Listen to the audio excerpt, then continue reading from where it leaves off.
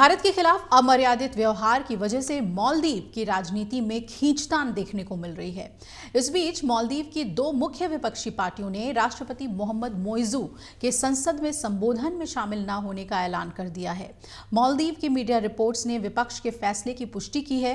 आपको बता दें कि हाल ही में भारतीय सैनिकों को माले से बाहर निकालने के मोइजू के फैसले के कारण भारत और मालदीव के रिश्तों में काफी खटास आ गई है। मोइजू चीन समर्थक हैं और भारत के साथ रिश्तों में खटास आने की वजह से विपक्षी पार्टियां अब मोइजू का खुलकर विरोध कर रही हैं। मालदीव की मीडिया के मुताबिक मुख्य विपक्षी पार्टियां मालदीवियन डेमोक्रेटिक पार्टी और डेमोक्रेट पार्टी ने राष्ट्रपति के संबोधन में शामिल होने से बहिष्कार कर दिया है। अब डेमोक्रेट्स ने बताया है कि भारत और प्रधानमंत्री नरेंद्र मोदी के खिलाफ आपत्तिजनक टिप्पणी करने वाले तीनों कैबिनेट मंत्रियों की पुनर्नियुक्ति की वजह से वो इस बैठक से दूर रहेंगे। हालांकि अभी तक एमडीपी के आरोप में कार्यक्रम में शामिल न होने का कारण सामने नहीं आया है। आपको बता दें कि एमडीपी और डेमोक्रेट्स ने हाल ही में एक संयुक्त बयान जारी किया था, जिसमें उन्होंने मौजूदा सरकार की विदेश नीति पर सवाल खड़े किए थे और उन्हें दीर्घकालिक विकास के लिए बेहद हानिकारक बताया था मालदीव के लिए।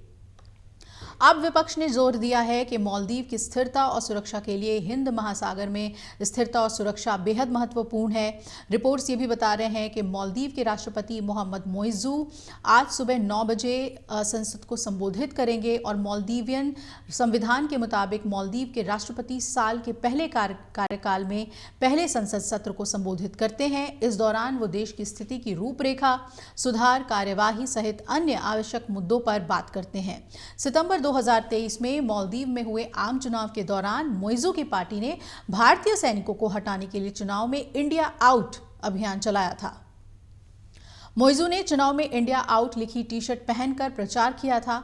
चीन समर्थक मोइजू ने पदभार संभालने के दूसरे दिन ही आधिकारिक तौर पर भारत सरकार से अपने सैनिकों को वापस बुलाने का अनुरोध किया।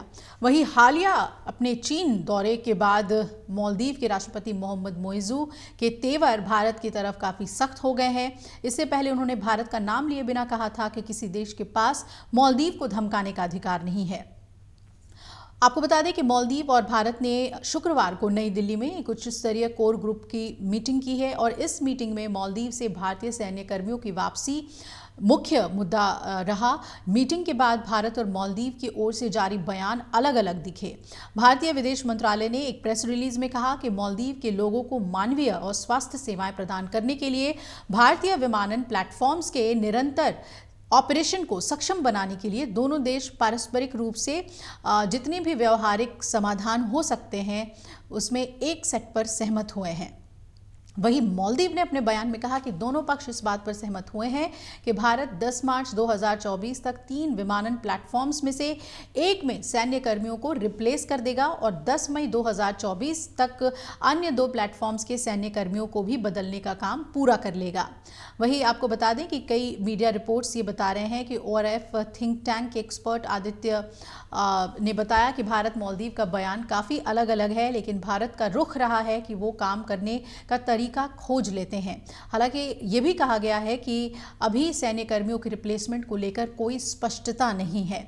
अब इस पर भी नज़र बनी रहेगी कि जो आर्मी बेस है हमारा माले में, उसे लेकर क्या रुख रहता है मालदीव के राष्ट्रपति का, और जिस तरीके से उन्हें विपक्षी पार्टियों का विरोध देखने को मिल रहा है तो क्या वो इस पर एक सकारात्मक रुख अपनाते हैं भारत की तरफ या नहीं। अगर आप ये वीडियो YouTube पर देख रहे हैं तो हमारे चैनल को सब्सक्राइब करें और बेल आइकन को दबाना ना भूलें। अगर आप Facebook पर ये वीडियो देख रहे हैं तो हमारे पेज को लाइक करें।